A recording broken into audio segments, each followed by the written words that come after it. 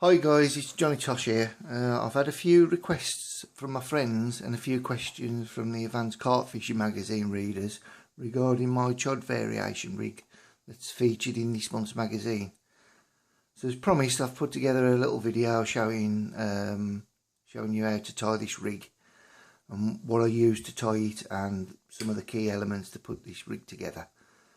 So starting straight away, the first thing you need is Chod filament. I use 25 pound Mouthtrap, but you can use a lesser breaking strain, but slight alterations needed when tying the rig, and I'll pick that up a bit later on.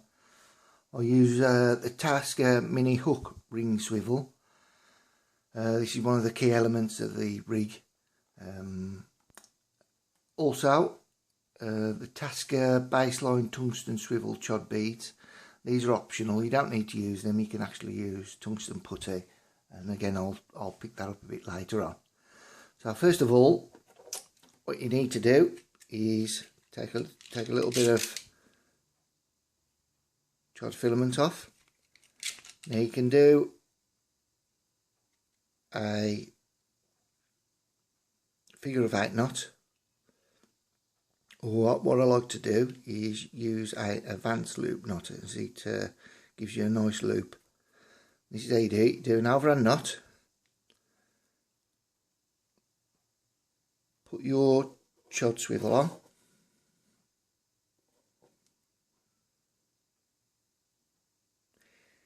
if you're using the quick change links, don't put this on, as you can put this on a bit later on, but as I'm using this today, just put it on and then double back and go through the loop that you created with a overhand loop.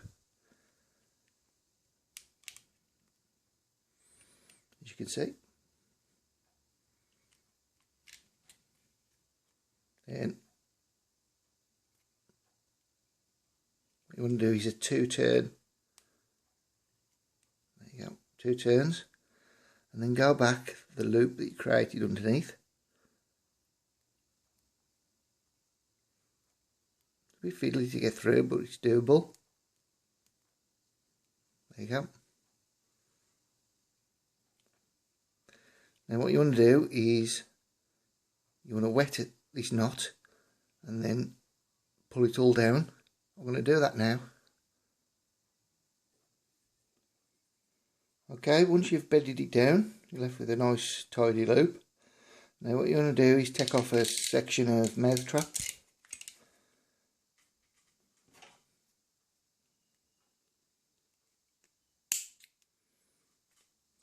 So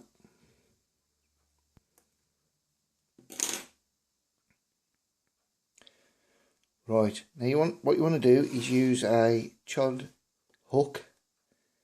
Any make will do, as long as it's got an outturned eye. You want to feed the tag end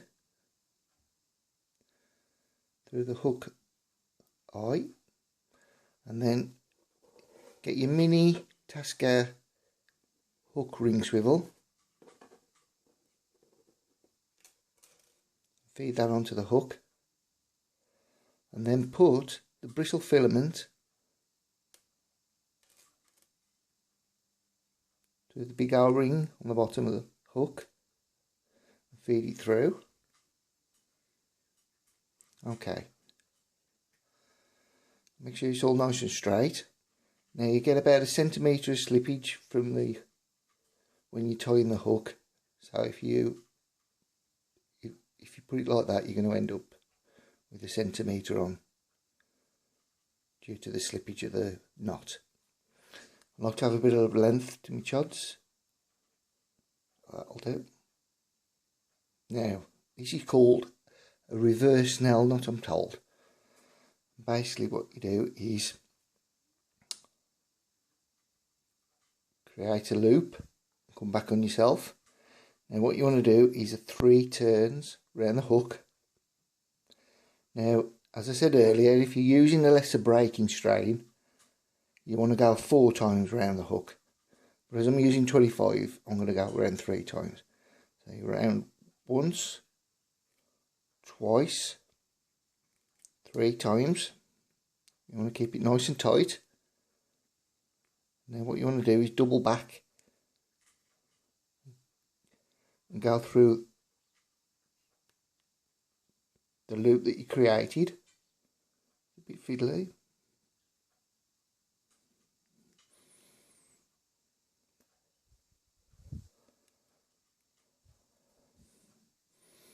Like so. So that's what you're left with now. You can see that. Okay.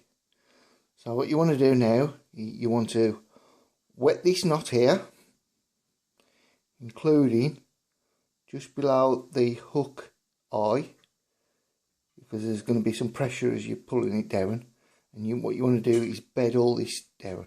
So I'm going to wet it now and then come back to you. Okay, so I've wetted this knot now, and I'm just going to pull it down to the eye of the hook, bedding the knot down. There we go. Make sure these tacks upwards. Make it a bit more neater.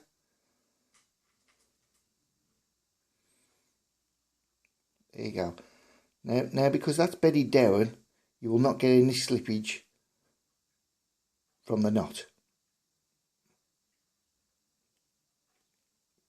Okay. I'm just going to cut off some of this chod filament, just tidy things up a little bit.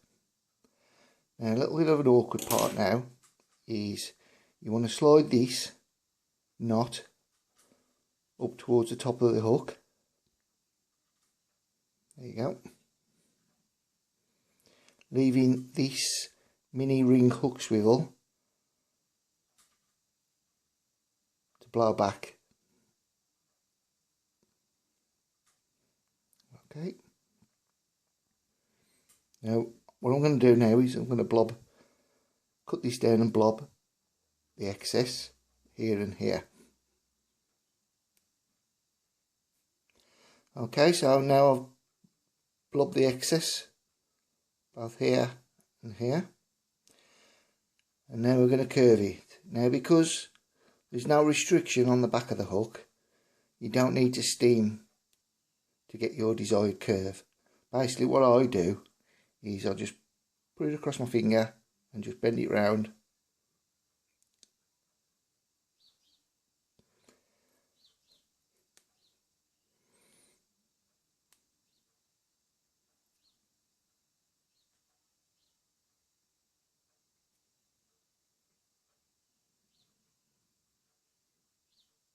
That's usually sufficient to get your curve.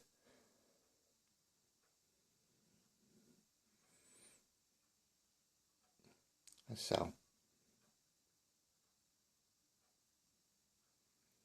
Right, I'm going to put a bait on for you now and just show you how I apply that.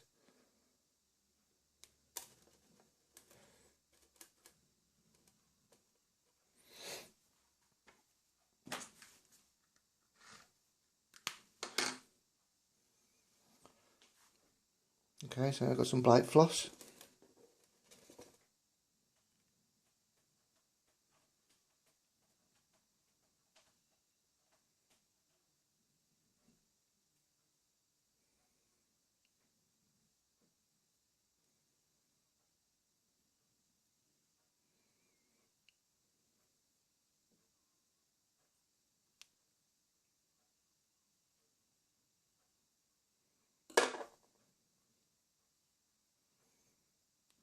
And what you want to do is pull that pop up inside, pull the swivel inside the pop up.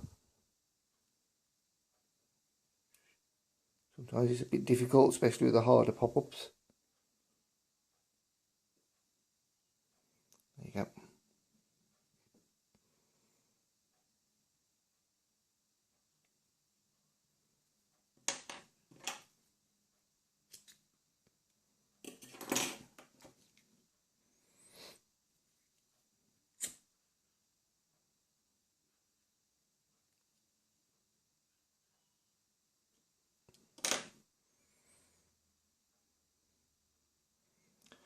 Just curve it again.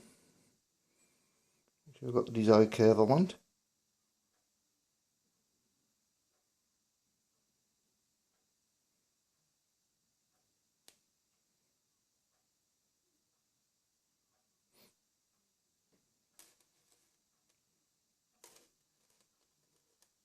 Okay, now if you're finding your pop-ups a bit more buoyant than what you want to some tungsten putty.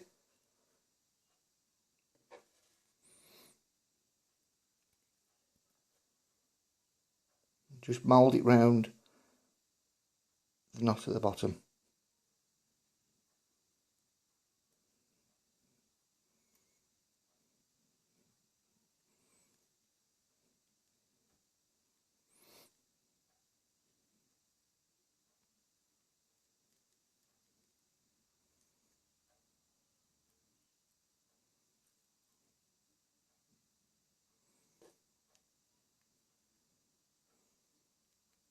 Okay.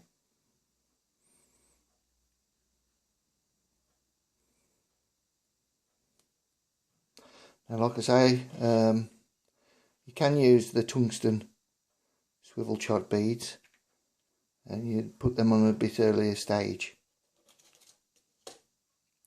Whereas I'm using the tungsten putty. That's how I apply it.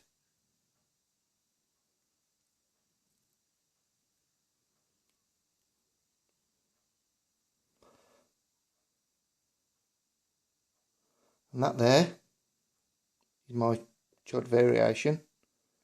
One that's done me very well throughout the past couple of years of testing. As you can see from the picture, the rig offers excellent hook holds. If you've got any queries or questions, comment below, or alternatively you can follow me on Facebook. Thank you for watching.